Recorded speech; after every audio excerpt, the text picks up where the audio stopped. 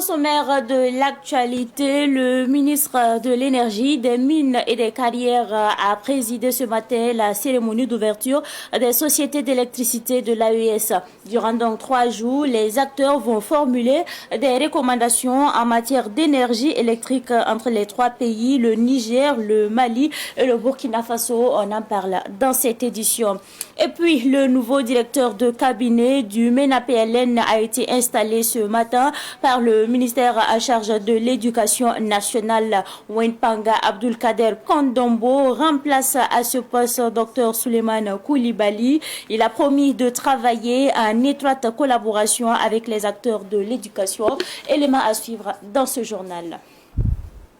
Mesdames et messieurs, bonsoir et bienvenue à ce rendez-vous consacré à l'actualité sur Savan TV. Approvisionnement et sécurisation en énergie électrique dans les 3 pays de l'AES que sont le Burkina Faso, le Niger et le Mali. Des experts des sociétés d'électricité de ces 3 pays sont en conclave depuis ce matin à Ouagadougou.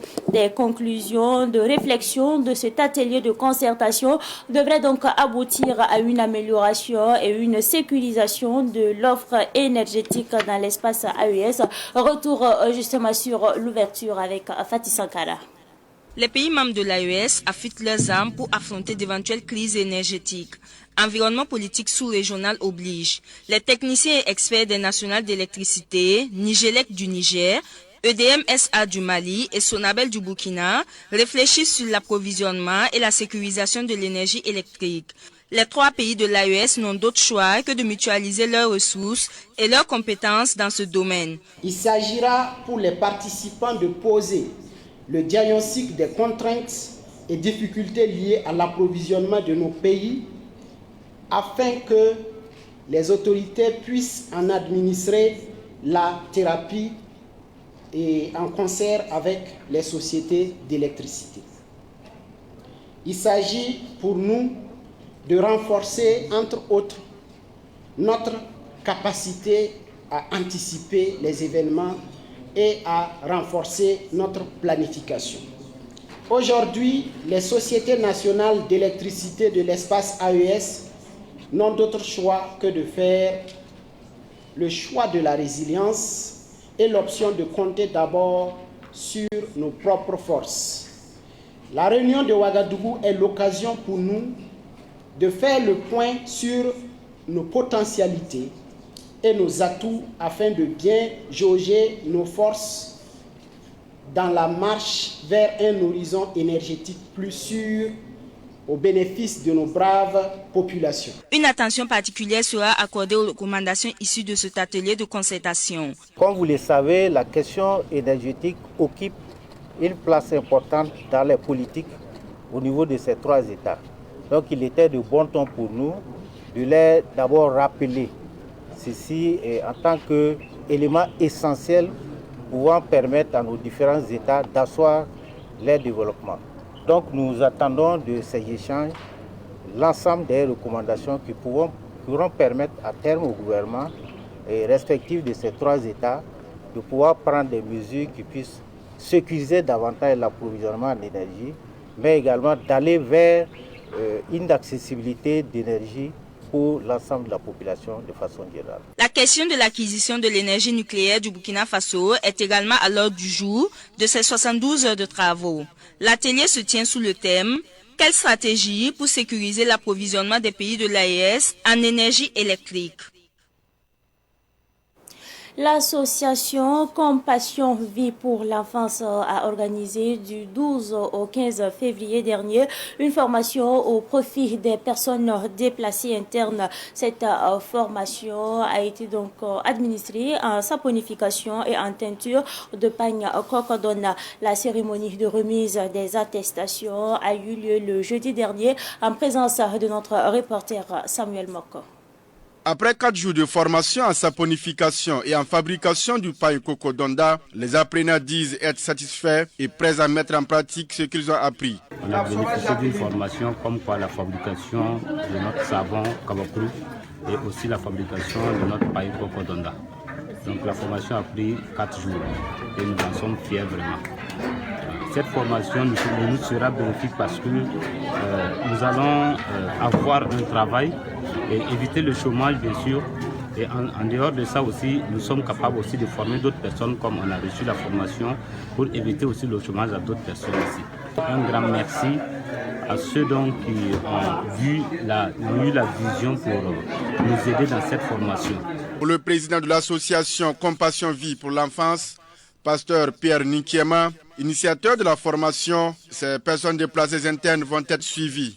Et pour leur permettre de commencer, chacun a reçu une enveloppe et du matériel de travail. On a leur contact et là où ils vont s'installer, nous allons aller pour les aider pour les installations. Mais maintenant, après, on a une équipe qui va poursuivre pour les suivre, pour savoir également qu'est-ce qu'ils sont en train de faire. Parce que sinon, si on les laisse comme ça aussi, bon, peut-être chacun, comme on les a donné chacun une enveloppe de 20 000 francs, plus les kits. Bon, peut-être chacun peut aller prendre ça, manger quelque chose et puis ils ne vont pas travailler. Donc on les a dit seulement que nous allons faire la suivi. On va suivre pour voir qu'est-ce que vous êtes en train de faire.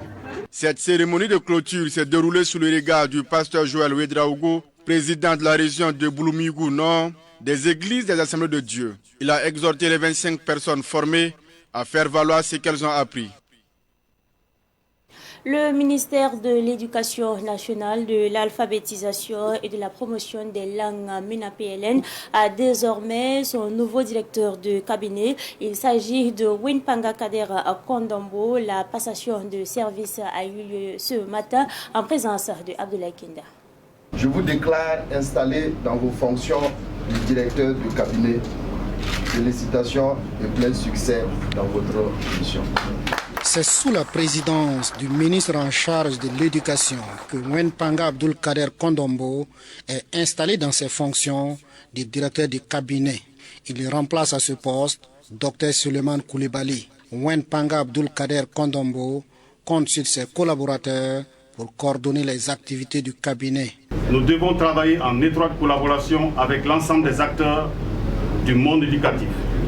La réussite de nos initiatives dépendra de notre capacité à créer un dialogue ouvert, à écouter les besoins de la communauté éducative et à élaborer des politiques qui répondent efficacement aux défis auxquels nous sommes confrontés. Monsieur le ministre, je voudrais vous rassurer de ma disponibilité et de mon engagement plein et entier à conduire les missions qu'il vous a plu de me confier. Chers collaborateurs, avec le soutien de chacun d'entre vous, je suis convaincu que nous surmonterons les défis et atteindrons nos objectifs communs. Merci de votre confiance et ensemble bâtissons un avenir éducatif florissant pour notre nation. Pour le Burkina Faso, ensemble, rien d'impossible. Sosten Dengara, ministre en charge de l'éducation, a félicité le directeur de cabinet entrant tout en rappelant la vision des plus hautes autorités sur l'éducation. Je pense que vous pourrez atteindre vos objectifs avec un peu d'écoute et un peu de patience. Aussi, je voudrais rappeler que la vision du chef de l'État et du Premier ministre pour notre secteur, pour le secteur de l'éducation, c'est de permettre à ce secteur de donner un enseignement qui forme l'enfant pour le monde du travail, un enseignement qui forme l'enfant pour la production, un enseignement qui forme l'enfant, qui utilise aussi bien sa tête pour réfléchir que ses mains pour se donner de pouvoir s'occuper de lui-même et d'être utile à la société. C'est ce à quoi nous allons ensemble travailler à relever le défi et à honorer cette vision et cette volonté des plus hautes autorités de ce pays.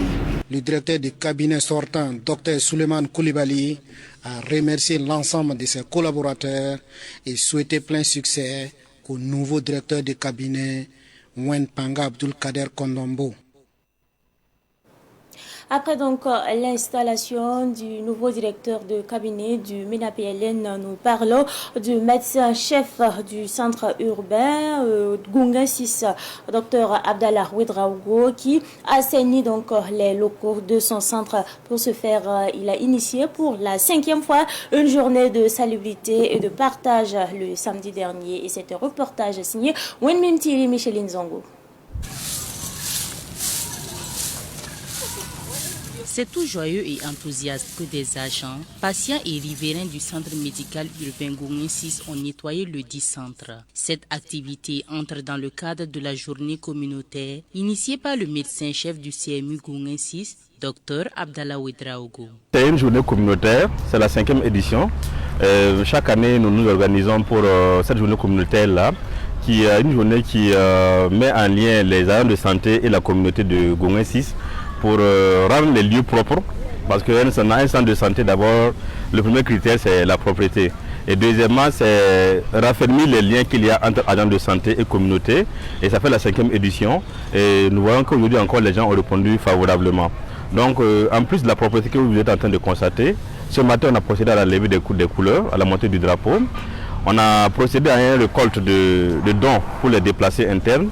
Et après ce nettoyage-là, nous allons procéder à un repas communautaire que nous allons partager entre agents de santé et la communauté de Gunga. C'est une manière de raffermir les liens pour que le centre médical puisse vivre, puisse être encore meilleur, pour que la communauté puisse fréquenter le centre médical et qu'ensemble, on puisse vraiment maintenir les acquis que nous avons eus depuis ces 5 dernières années. Cette journée a été une réussite avec la participation des populations qui saluent cette initiative. Je suis juste venue pour soutenir l'équipe du CMU parce que moi-même j'étais là et j'ai pris ma retraite. Donc j'ai vu l'annonce et je suis venue les aider. Ils ont l'habitude de nettoyer le centre et la population également a l'habitude de venir donner un coup de main dans le nettoyage du centre. Donc vraiment, elle est très louable l'initiative. L'initiative est très bonne. Moi, docteur, je lui souhaite bonne chance. Que Dieu ne le bénisse. Ce qui cherche là, Dieu ne peut le donner. Docteur, là, moi, je n'ai rien à donner, mais je le remercie Dieu. Parce que c'est quelqu'un qui est jeune, il aime son travail. D'autres, c'est l'argent l'arrivée. Lui, c'est le travail, lui-même, il aime. Dr Abdallah Ouedraogo envisage maintenir le cap et mener des activités pour le bien-être du CMU et de ses patients. Dans l'actualité de ce soir, nous parlons également de l'ONG MANITC qui a mis en œuvre un projet dénommé Challenge Festival de l'agroécologie. C'est un festival qui se tiendra du 23 au 25 février prochain à Ouagadougou avec pour objectif la recherche de changements de comportement en lien avec l'agroécologie. Le comité d'organisation a tenu une conférence de presse hier à Ouagadougou. Nous restons justement avec vous. Ce projet, Challenge Festival de l'agroécologie, vise le développement durable et le bien-être des populations. L'initiatrice de ce festival, l'ONG MANITC et les autres partenaires entendent œuvrer pour le changement de comportement en touchant primordialement la frange jeune. Ce défi, vraiment, c'est informer les nouvelles générations, parce qu'on pense que c'est la clé du changement, informer les nouvelles générations pour comprendre les enjeux de l'agroécologie et de façon telle que l'agroécologie, ça peut être un moyen de participation collective à la protection de l'environnement. Encore, on pense qu'un des majeurs défis, c'est renforcer les capacités et le partage de connaissances des acteurs clés de l'agroécologie et bien sûr la sensibilisation des consommateurs. Et encore, développer, mettre en relation les compétences et la créativité de la jeunesse pour promouvoir des solutions durables aux défis environnementaux. Du 23 au 25 février à Ouagadougou, plusieurs activités seront au cœur de cette première édition du Festival de l'agroécologie. Il est prévu une visite du parc Bangrouego dès le 24. Il y a des laboratoires artistiques le 24.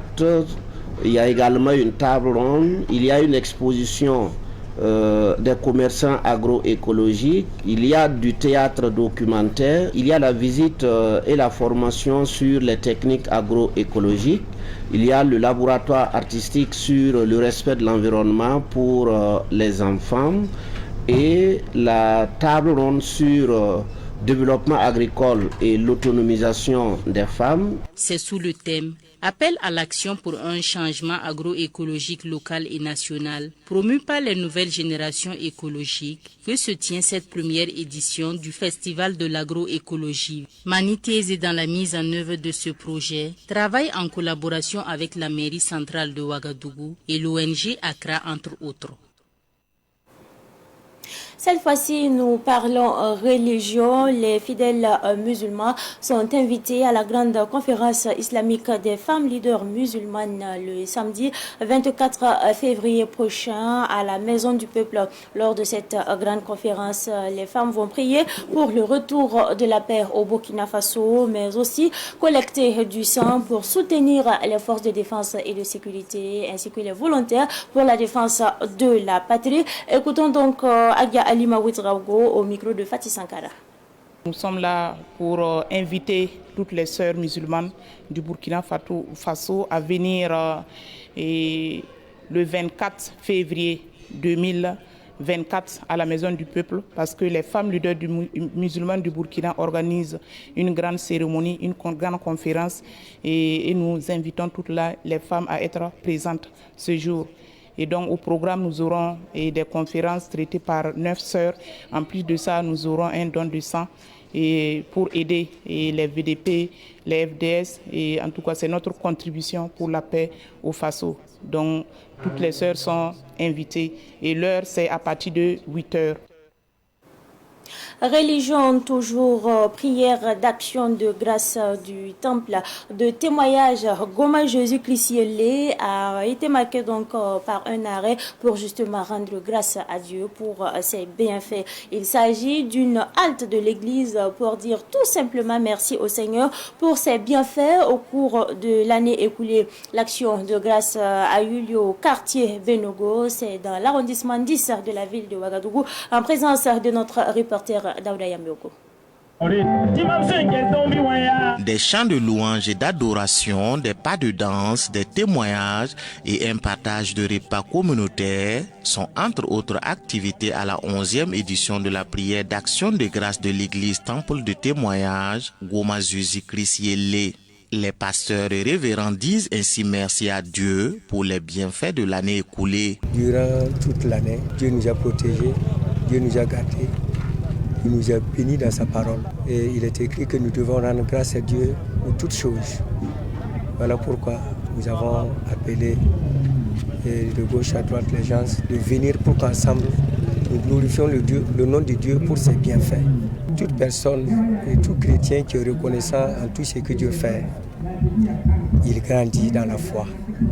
Et encore, il voit encore la main puissante de Dieu encore œuvrer dans sa vie. Cette séance de prière d'action de grâce a été une occasion pour les fidèles de témoigner les bonnes grâces du Seigneur. Cette année, le Seigneur a vraiment opéré beaucoup de miracles dans cette église. On ne peut pas tout citer.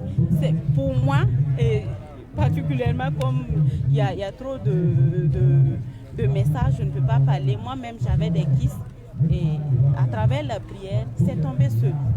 Je n'ai pas pris de traitement. Il y a une amie aussi qui avait un problème d'enfantement. Je l'ai indiqué, elle est venue et tout se passe bien. Je suis fidèle de l'église, ça fait 5 ans que je suis là.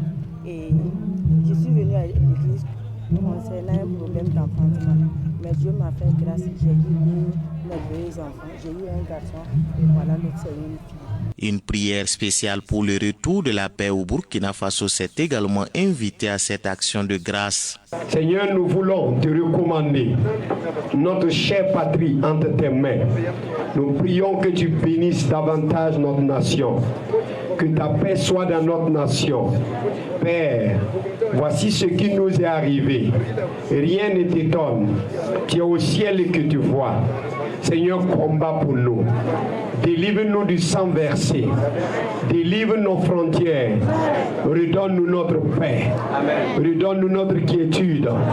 Permets, Seigneur mon Dieu, que nous puissions retrouver notre paix intégrale. Le thème retenu pour cette édition de la prière d'action de grâce de l'église Temple de témoignage, Goma Jésus-Christ Yélé est « Mon âme bénit l'Éternel et n'oublie aucun de ses bienfaits ».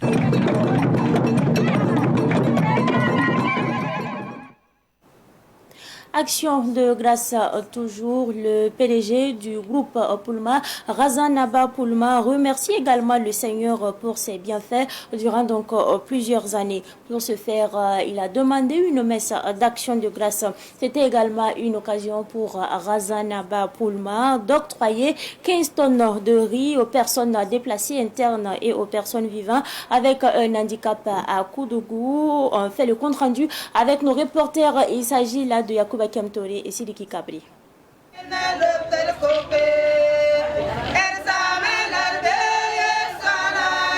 Le PDG de Pulma Distribution, Wardona Brazanaba Pulma, et son personnel reconnaissant au Seigneur. À travers une action de grâce à Vili, dans la cité du Cavalier Rouge, il témoigne leur gratitude à Dieu pour son assistant dans leurs activités professionnelles. Si Dieu te fait grâce et te donne tout, il est important d'être reconnaissant.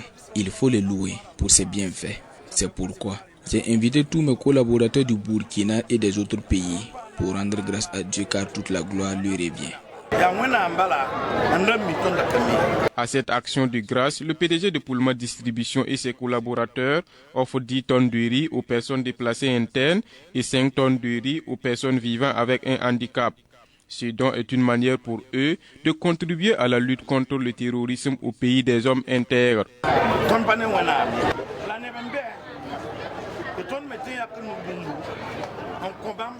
Nous avons profité pour communier avec les personnes déplacées internes et les personnes vivant avec un handicap. C'est pour cette raison que nous avons offert 10 tonnes de riz au PDI et 5 tonnes de riz aux handicapés. Nous avons également imploré la miséricorde du Seigneur pour le retour de la paix au Burkina Faso.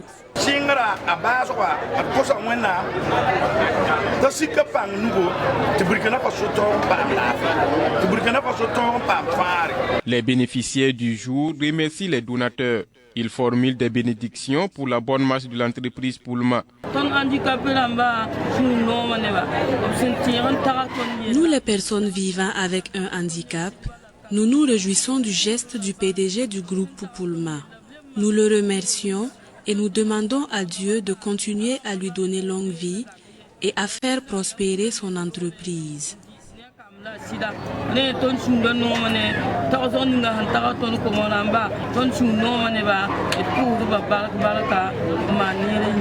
Le PDG de Pulma Distribution a à l'occasion décerné des attestations de reconnaissance à ses travailleurs et partenaires pour leur abnégation dans le travail.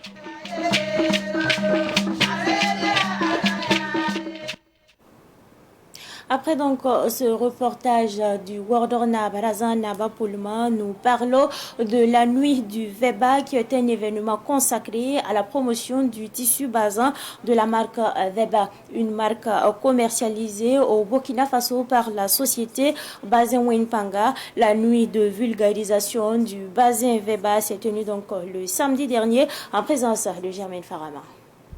Cette nuit du Veba met en lumière le bazin de marque Veba, commercialisé au Burkina par la société Bazin Wenpanga depuis une dizaine d'années. Les promoteurs de ce tissu africain veulent lever le mythe sur le tissu bazin, longtemps considéré comme une culture vestimentaire d'une certaine classe de la société. La nuit du bazin parce que on est dans le cadre d'une installation marketing avec la marque Veba, avec nos représentants qui se situent en République tchèque, donc qui sont venus ce soir justement pour qu'on donne un coup de marketing au bazin qui s'implante de plus en plus dans nos cultures. Et au vu de cela, nous avons estimé qu'il était bon de marquer une soirée particulièrement pour célébrer en fait ce morceau de textile, pour pouvoir ancrer cela dans la culture des gens. C'est vrai qu'aujourd'hui on a une tranche de la population que les gens estiment porter uniquement que du basin. On a la tranche de la quarantaine jusqu'à la cinquantaine. Mais l'objectif, en fait, c'est de briser cette barrière générationnelle pour montrer également que les jeunes peuvent porter le basin pour promouvoir en fait des vêtements avec la carrure locale. Cela participe bien évidemment à la lancée économique. Pour les promoteurs de la VEBA, le pain basin est déjà accepté comme une habitude vestimentaire des Burkinabés, des hauts bassins et des cascades qu'il faut œuvrer à le vulgariser dans les autres contrées du pays. La nuit du VEBA, c'est aussi une occasion offerte aux stylistes pour la promotion des collections. En tout cas, la soirée était merveilleuse. Ça apporte beaucoup de choses. En plus des relations, sans oublier aussi que tout le monde est meilleur, tous les stylistes qui sont venus ici. Les habitués du tissu basin étaient présents à cette soirée pour découvrir de nouveaux modèles. Il était prévu une soirée défilée, donc pour nous c'est l'occasion de découvrir en tout cas les créations de nos stylistes nationaux, locaux. Voilà, ça permet de les valoriser aussi, de porter les tenues faites par nos stylistes locaux lors d'événements. Je pense que ça peut être l'occasion de les valoriser. Le tissu basin, ce pain de la culture vestimentaire africaine, peut être considéré comme l'une des habitudes vestimentaires burkinabées après le Faso d'Anfani. Et la société Basin Wenpanga veut faire sien ce défi afin que ce pain devienne un habit ordinaire pour les Burkinabés. La musique est également au menu de l'actualité de ce soir et nous parlons justement de l'artiste musicien Gomwend à l'état civil Clément Wenongomde Sawadogo qui vient justement de mettre sur le marché discographique son album qui est intitulé Délivrance. L'album est composé de 12 titres chantés donc en français et en moré. La dédicace a eu lieu le vendredi dernier au Sénasa. Revivons justement cette dédicace avec Samuel Moko. Il a été révélé aux mélomanes par les singles comme Karambi Yogo ou comme Ouagdam.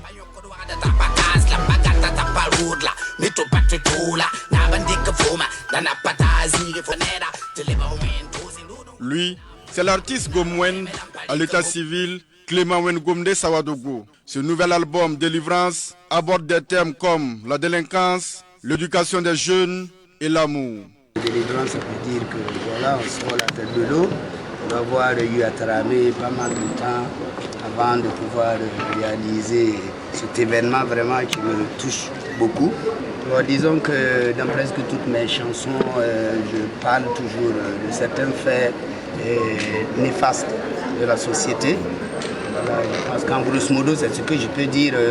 Seulement que c'est pris au cas par cas, c'est des cas isolés, mais ça n'empêche pas que ça existe. Quand on prend le son Karambi Yogo, par exemple, quelqu'un qui fait 4 années la même classe, vous voyez que c'est exceptionnel quand même.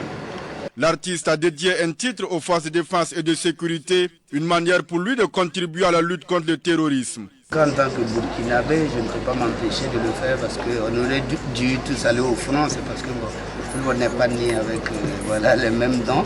Moi, ce que je n'ai pas apporté au peuple burkinabé, c'est ce que j'ai fait, je sais chanter. Donc c'est ce que moi aussi je fais pour encourager ceux qui sont au front. C'est comme ça, il fallait qu'on parle de ça, qu'on s'encourage, parce que c'est grâce à eux que nous dormons actuellement et on se réveille le matin pour aller au boulot. Il est prévu une tournée dans 8 des 13 régions du Burkina Faso dans les jours à venir pour la promotion de l'album Délivrance.